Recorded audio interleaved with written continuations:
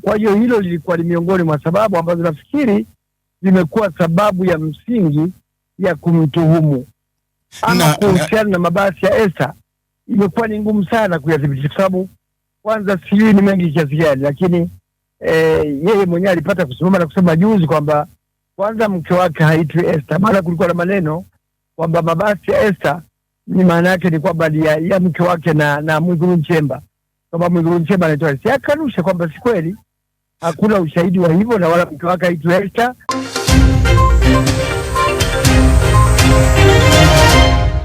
Waziri Mkuu wa Tanzania Mwigulu Nchemba amesema kuna maeneo ambayo pesa za umma zinapotea kwa vitendo vya wizi na rushwa, huku waziri wa nchi ofisi ya Rais, utumishi na utawala bora, Ridhiwani Kikwete akisema haitawezekana kuwa na serikali ambayo viongozi wake wanalalamikiwa kwa upotofu wa maadili wakati chombo cha kusimamia maadili kikiwa kimenyamaza kimya. Akizungumza katika mkutano wa viongozi na watendaji wa ofisi ya Secretariat ya maadili ya viongozi wa umma alipotembelea ofisi hizo jijini Dodoma, Waziri Mkuu wa Tanzania Mwigulu Nchemba amesema moja ya maeneo ambako fedha za umma zina mianya ya kupotea ni katika kitengo cha manunuzi na mikataba, na ameitaka Secretariat ya maadili ya viongozi wa umma kuhakikisha uadilifu unasimamiwa kuanzia katika sheria, kanuni na utekelezaji wake. Aidha, Waziri Mkuu Mwigulu ameagiza taasisi hiyo ishirikiane na taasisi nyingine ikiwemo ya kuzuia na kupambana na rushwa TAKUKURU ili kuhakikisha wanaziba mianya yote ya rushwa kwa kuchunguza nyaraka zilizowasilishwa na viongozi kama zimejazwa kwa usahihi.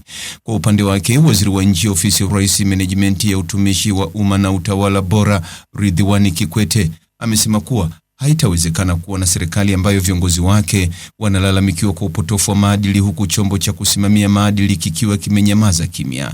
Amesema Secretariat ya maadili ya viongozi wa umma ina kazi kubwa ya kuhakikisha nchi inaendeshwa kimaadili. Hata hivyo, kauli za viongozi hao wa serikali zimepokelewa kwa hisia mseto na wachambuzi wa masuala ya siasa nchini Tanzania.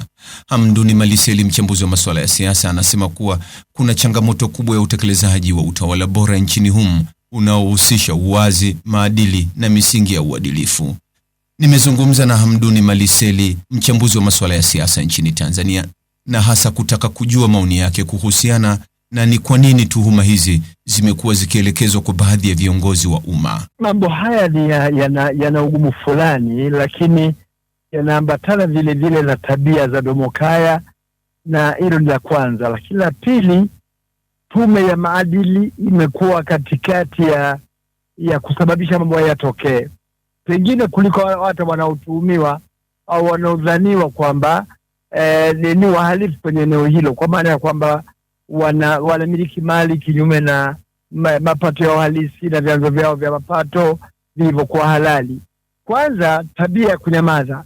Hii tabia si tu kwa tume ya maadili peke yake. Tumekuwa na tabia ya kunyamazia vitu tu, hata yale ambayo ni rahisi sana kuyajibia, na pengine angekuwa yanajibiwa mambo haya, hata baadhi ya mambo pengine na tuhuma na mashtaka na ugomvi na mashaka yasingekuwa yanatokea. Kuna tabia fulani ya kutokuzungumza hata mambo yaliyokuwa wazi. Kuna tabia fulani ya kuona jambo hili halinihusu, hata linapokuwa lina ulazima wa umma kujua ukweli, ila kuwafanya watu waondokane na jambo hilo au waende nalo.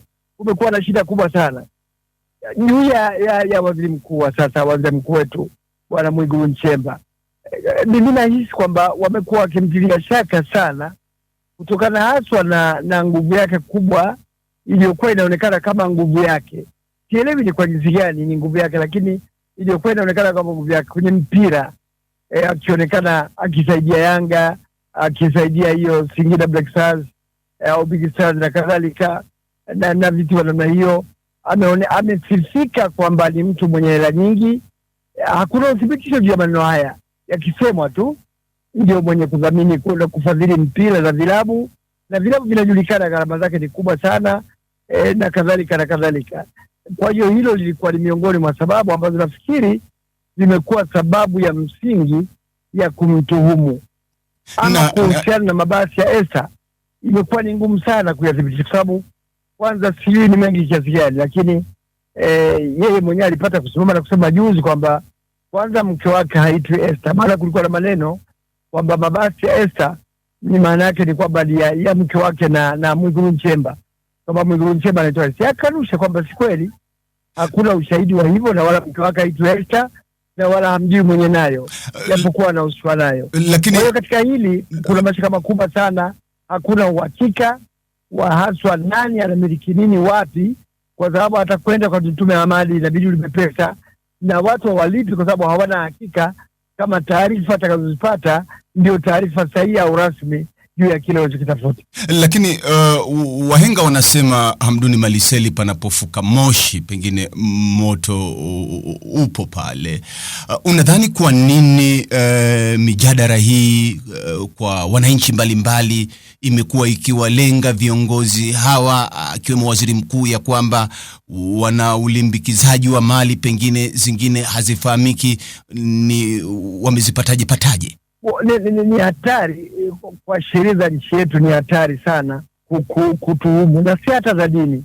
Tunaambiwa la tajassus, yani Islam, na msio wenye kupeleleza mambo ambayo si yenu yakawaletea tabu, mpaka mambo yale yadhihirike na yathibitike. Ama mtu akizungumza mambo yaliyothibitika, hapana shaka hana dhambi wala hana jinsi yote anaweza kumtuhumu. Lakini tukirejea katika hali ya kawaida ya maisha ya watu, kumekuwa na tuhuma nyingi, si kwa hao tu, na kwa watu wengi wengine. Ukiangalia unakuja kukosekana ukweli wa jambo hili kutokana pengine na ushahidi wa kimazingira. Hiyo Lake Oil imeanza kuonekana Tanzania miaka ya nyuma zaidi, kwenye miaka 80, ambayo haionekani sasa kwamba huyu Ridhiwani alikuwa na umri wa kuweza kuwa na mali ya kiwango hicho. Hili ndio jambo ambalo linaleta shaka. Lakini pia si mtu mmoja tu. Tanzania kumekuwa na watu waliwahi kutuhumu mambo mengi. Nakumbuka wakati ule kwa wakazi wa Dar es Salaam, na mimi nikiwa mmoja wapo, magari ya Mwanamboka yalituhumiwa kwamba ni magari ya mzee Salim Ahmed Salim, aliyekuwa katibu wa Organization of African Unity. Nakumbuka jambo hili, na baadaye ilikuja kuonekana si kweli. Hilo la kwanza. Lakini pia siku za nyuma sana, miaka ya 70, Mwalimu Julius Nyerere, rais wetu wa kwanza, aliwahi kutuhumiwa kwamba alikuwa na viwanda vya sukari huko Cuba. Ni mambo ya ajabu sana, na kwamba alikuwa na miliki hata helikopta na vitu gani vingine, na ukitule kumiliki ndege ilikuwa jambo kubwa sana. Mambo haya yalipita yakenda, na hatukuwahi kuona tena iliishia wapi. Lakini tuliwahi kuambiwa kwamba hata kina mzee Warioba walikuwa na miliki. Ni mambo mengi ambayo ukiangalia unaweza ukajiuliza sana kwa nini mambo haya uzuka. Hilo la kwanza. La pili, Mzee Mwinyi alipokuwa madarakani tuliambiwa kamuoa mtoto wa Kitwana Kondo. Ule Mzee Mwinyi katika utezi wake baadaye kuja kusema huyu Kitwana Kondo alinisaidia nilivyojiuzuru uwaziri na nikatimuliwa ndani ya nyumba, na yeye akanipa hifadhi. Na kwa hiyo mimi pengine kuonyesha hisani kwa watoto wake ilikuwa ni kurejesha ile hisani tu, na wala mimi siyapata kuwa na uhusiano naye. Na kwa kweli wakati ule wanatubu, yule binti alikuwa mdogo mno kuweza kuolewa na Mzee Mwinyi, na baada ya Mzee Mwinyi kutoka madarakani hatukuona tena habari hata ndoa ilikoishia kama ilikuwepo na kadhalika, na wala hatukuzungumza tena. Kuna mambo mengi katika nchi yetu ambayo kwa ujumla hushughulisha watu hasa wanapokuwa madarakani, na kwa msingi huo kwa baadhi ya watu utokea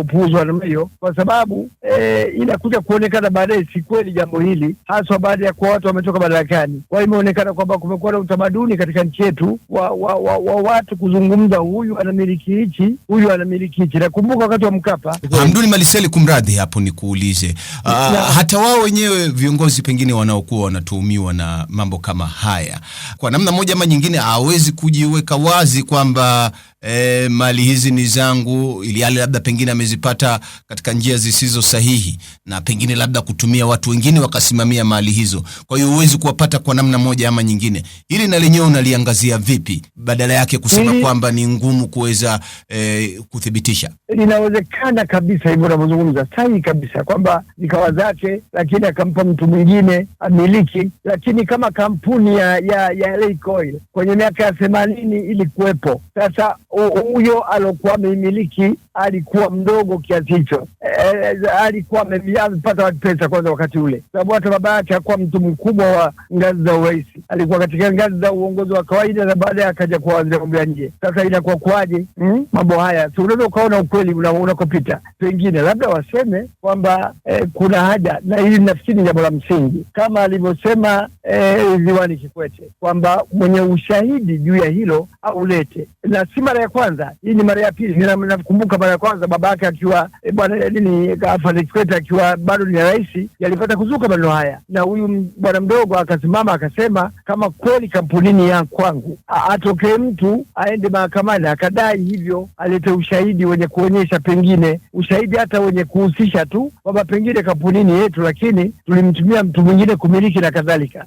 Atokei mtu kama yule. Kwa hiyo inakuwa ni vigumu pengine kujitokeza na kuanza kutumwa kuunga mkono jambo ambalo uhakika wake hautokei. Mimi narejea tena huku nyuma kwamba tume ya maadili ina shida, kwa sababu tume ya maadili inatakiwa ichunguze pamoja na vyombo vingine na vilete taarifa kwa umma kwamba jambo hili ni kweli au si kweli, mwenye kumiliki hichi ni huyu au tofauti. Kuna Malaika wa hoteli hapa Mwanza ambao tulikuwa tunaambiwa mara zote kwamba ni ya Kikwete, lakini tumekuja kugundua kwamba ni ya kijana mmoja wa Kihindi ambao inajulikana sana, ni maarufu, na tokea wakati ule hatuoni tena maneno yale yakiendelea. Sasa pengine kuendelea kuwa na tuhuma ambazo hazina hakika ni kazi kubwa mno, na ni watu wachache tu ambao hawana shughuli ujishughulishe na mambo ambayo hayana ukweli. Kama ni kweli mambo haya yana ukweli, basi wenye kuja nayo watuthibitishie sisi wa Tanzania tusiotaka ufisadi, wathibitishe kwa ushahidi wa wazi kama wanavyosema mambo mengine, ili tupate kuamini, na pengine hatua dhidi ya watu tupate kuchukuliwa, ili kuondosha hii habari ya tuhuma na kuwatuhumu watu ili hali si kweli, au pengine ni kweli lakini ushahidi hauleti. Kama hawaleti ushahidi basi ni waongo, na kama wanaleta ushahidi ni mashuhuda, na waulete sasa. Hayo ndio mambo ya kuzungumza.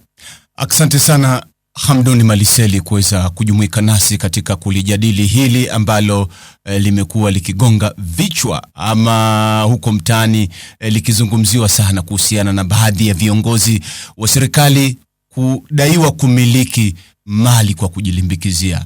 Nami ni Deo Kaji Makomba, ni kusitu mtazamaji na msikilizaji wetu wa Focus News Tanzania TV1 kulike na kusubscribe, na hapo utakuwa wa kwanza kupata habari wa chungu tele. Hii ni Focus News. Jina langu ni Deo Kaji Makomba.